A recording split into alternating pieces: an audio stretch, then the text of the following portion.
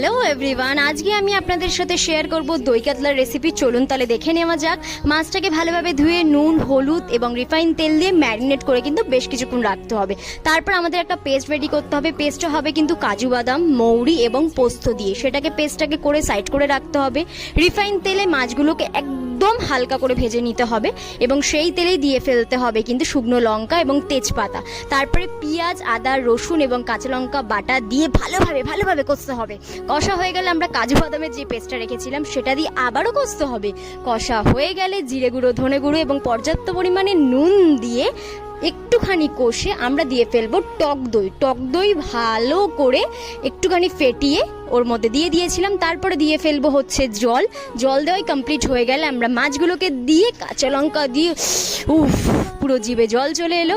এবং হ্যাঁ ঠিকই ধরেছেন, এই বাবুর আবদারি আজকে আমার দই কাতলা রেসিপিটা শেয়ার করা। ভালো লাগলে